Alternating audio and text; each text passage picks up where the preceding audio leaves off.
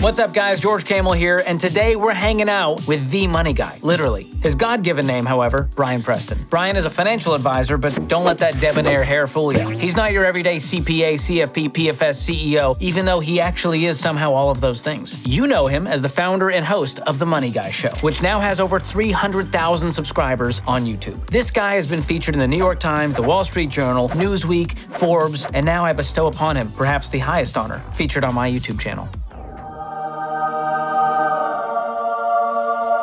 He's gonna for sure add that to his LinkedIn profile. Yeah, he could use it. Now, Brian and I are both Tesla guys, but he called shotgun. So I'm driving us to coffee today and letting you in on the juicy convo. We are spilling the tea. We talked about all kinds of stuff. How to know if you're financially on track, what millionaires really look like, and the importance of finding the real why behind your wealth building. And the real why on my mind is why you haven't hit like and subscribe yet. Why? What's stopping you? And while you're at it, share this video with a friend you want to do millionaire coffee stuff with. Don't share with me, because it's been shared. I know what I'm doing here. Sure you do. Without further ado, here's my conversation with Brian Preston. I'm here with Brian Preston, the money guy. I love who does the voice for the Money Guy Show? You know, it's like Brian Preston. Oh, you know what? That's the old one that we had was like a Canadian company. It's very nostalgic. I don't even know. It was like that came about in 2006. Wow. So we kept it forever. Now when you listen to the show, I love that you know the old one. Yeah, you've got the new bump, the kind of sound design on it. I had a screaming, in the old days, I had a screaming guitar. And it was all the things. I mean, you could totally see Motley Crue or something else doing that, guitar riff. But that's where we started. Now we're trying to be a little more. I want to do live announcing for your show. Just bring me in, just to be like, just come on in. Brian Preston, Bo Hansen, it's the Money Guy Show. We're right up the street, so you just come in whenever you want. Oh, what's your tagline now? Because I know you guys did some rebranding. What's your official?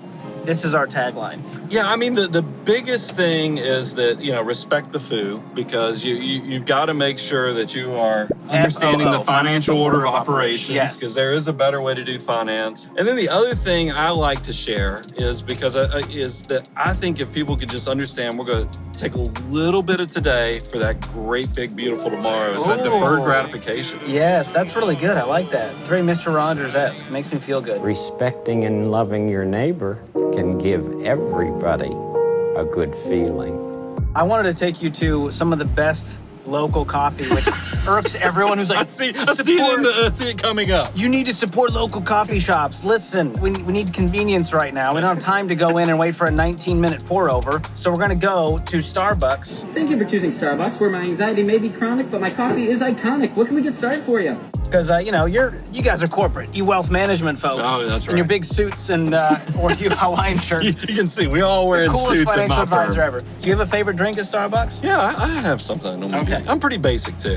Hello. Hi, I'm here with my friend Brian. He's never been to Starbucks. What do you recommend for a 50-year-old white male who's in wealth management? George aged me up, by the way. You like coffee? He likes coffee, he says. You want something hot or cold? Definitely hot. Hot. It's 1,000 degrees and he wants a hot beverage. That tells you a lot about the guy. Got to keep this heart warmed up. This is fine. Here's what I'd like to have. Okay. Grande Americano with just a splash of heavy cream. There we go. We'll do a Grande Americano with a splash of heavy cream. A hot Americano. And then I will do the cinnamon caramel cream nitro cold brew. And I'll do the Grande. Oh, yeah. Look at that fancy drink. If you could fit another word in there, you guys would have done it. That's that was very impressive. bougie. That was a very bougie order. Thank you. Genuinely. Let's talk about 401ks because as I scroll TikTok, I've never seen so much hatred for a retirement vehicle in my entire life. So everyone on TikTok says 401ks are a scam. They were invented to be a scam to keep America poor. What are your thoughts on this? You got to follow the money. I mean, first of all, anybody who's telling you your 401k is horrible probably has an ulterior motive. And there's money at the end of the rainbow in the fact that they're selling a course, they're selling life insurance, or they're trying to get you to get into real estate, which we love real estate, but real estate is something you got to have some pockets for before you jump right into that. 401ks are glorious, and let me explain why. First of all, I use Ramsey Solutions. You guys have done a lot of studies on this. 8 out of 10 millionaires from y'all's research attribute their 401k being a big driving factor to that.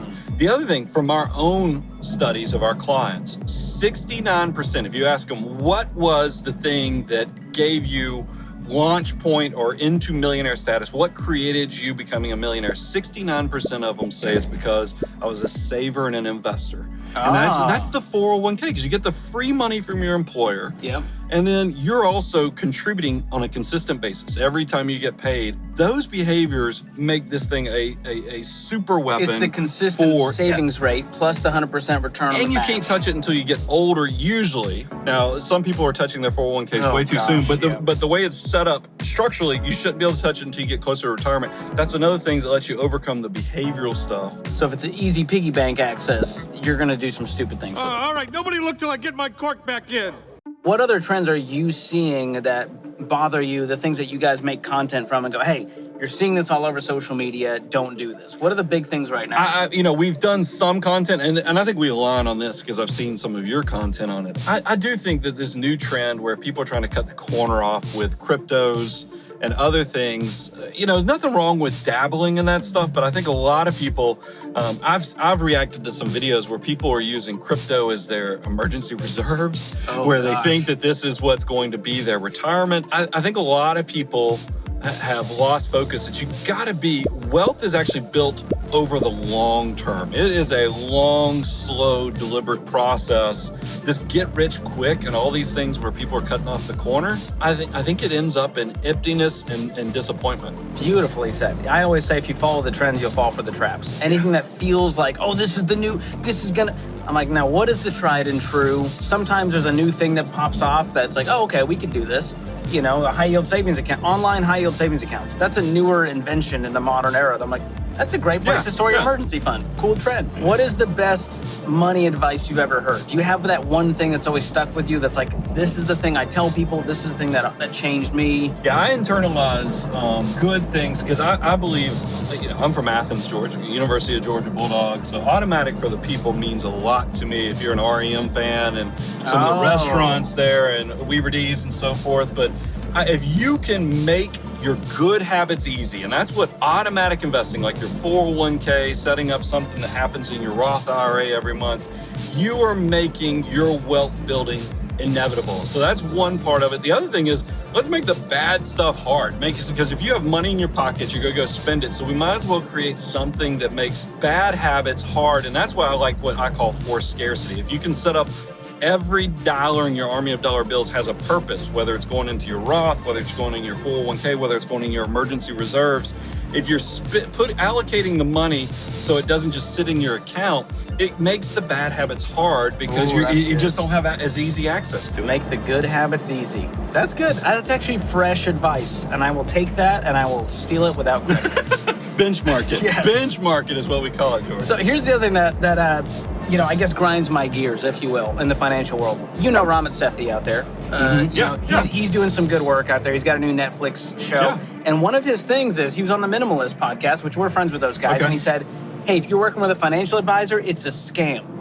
It's a scam that they're taking these fees. So what are your thoughts on all of this? And when should people work with a financial advisor? And how do you know if you're getting quote unquote scammed? I love this question. I think people are shocked because I get this on our show too. And I think I push people back in a good way on this is because I agree with them in a lot of ways. If your financial advisor is only helping you with asset allocation, I mean, in the world of index investing now where you can do index target retirement funds and other things, you don't need a financial advisor. So you're saying, hey, if they're just going to go, choose this fund. Yeah. You've got to have a bigger picture. I mean, you can go to Vanguard, Fidelity, Charles Schwab. They make all that stuff so easy.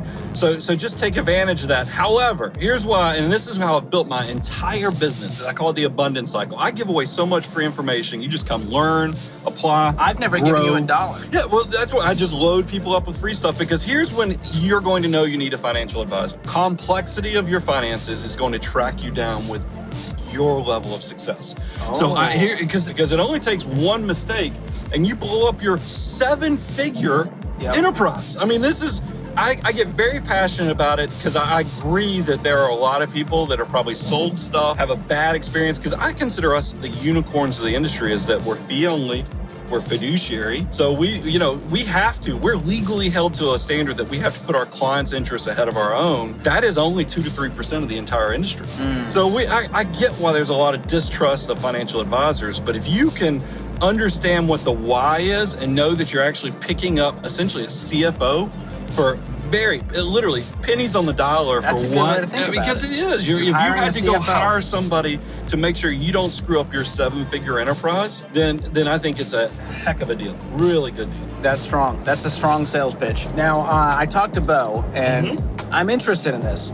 You are how old now? Can you say it out loud? I mean, let's just say I'm quickly approaching the 50s. Okay, so you're late 40s. We'll put it there. Yeah, there you go. And I heard that you had a plan once upon a time to retire by 50. Is this true? Yeah, I thought if you'd have met me in my 20s, I came up with this plan that I was going to retire at 50 years of age. Was it a bad plan? I feel like Actually, I got to tell you, I am so glad that I had that plan because by doing the action when I was in my 20s, I now get to live a completely different life because now I make decisions not for the financial. I get to do it for the abundance, for the purpose. Because I mean, if you take wealth plus purpose, that's really abundance. That's what we're trying to build for our listeners. So I'm at that stage where I just feel like I get to do things on my terms and I get to do it not for the money, because I think a lot of people, unfortunately, when you start working, you are a servant to your obligations. You know, all the bills and all the other things out there. The sooner you can start saving, investing, the sooner you own your time and own your life and do things how you want, when you want, and really for why you want to. And that's where I get to do things now. So no, anybody who's worried, if you watch our content, I am doing this for decades more. I just could not imagine ever retiring now, but I'm so glad that I made all the sacrifices in my 20s because now I get to invest in things that don't necessarily look like they're going to have a dollar benefit, but they have a tremendous benefit to building abundance enterprise or helping my clients or helping my employees. It definitely lets you have the flexibility and freedom that when you're obligated or a servant to something, you're doing it because you have to. And that can be very constricting. I just really wanted to see you living your best, Florida life. You already have the shirts. You're ready to go. You could be Jerry Seinfeld's parents living their best life in Boca Raton. Who eats dinner at 4:30? By the time we sit down, it'll be 4:45. But that's not in the cards for you. No, I am traveling more. Okay. I'm very heavy on pushing the travel button because I'm all about blossoming memories because I don't think you get to take my assets, but I get to take my memories. My children get to keep my memories. But I love the blossoming memory aspect, and that's something that's super important to me. So I am spending time on that. But why would I walk away from something that brings me so much delight? Yeah, you and love it. happiness? Well, here's the thing. Most people, they hate what they do. Yeah. And so how can I retire as early as possible so I can stop working for the man? And you're out here doing work that you love. You told me you love waking up and going to work. I wake up Excites with you. purpose every day. When I'm putting on my socks every morning, I mean, I just can't wait to get to it. And I think that's a positive thing. And anybody who's sitting in a life and wondering where does it get better, I would challenge you to kind of internally take an inventory and figure out how do you change your life? What small incremental decision can help you build that great, big, beautiful tomorrow? And I think you'd be surprised if you'll just do the exercise, what it can create. Hey guys, listen, I'm with Brian and he is coveting a like, a subscribe, and a share on this video because we want to see more people become millionaires so they can be in this car next. Wouldn't that be cool? That would be great. I can only fit a few people at a time. Like, subscribe, come on, make it happen. This was a blast, by the way. It was so much fun. Don't you just love that guy? I don't know if it's the Hawaiian shirts, but he's just so dang likable. So huge thanks to Brian Preston for hanging out with us today and being on the channel. Let me know in the comments who else you want to see on this show and in the Millionaires and Cars Getting Coffee segments. It doesn't just have to be financial experts. I mean, we could get some A-list millionaire celebs on here, right? Has Dwayne gotten back to us on the, Dwayne? Did he get those Omaha steaks we sent him? I call him Dwayne. Some people call him The Rock or whatever. Anyways, thanks for watching. We'll see you guys next time.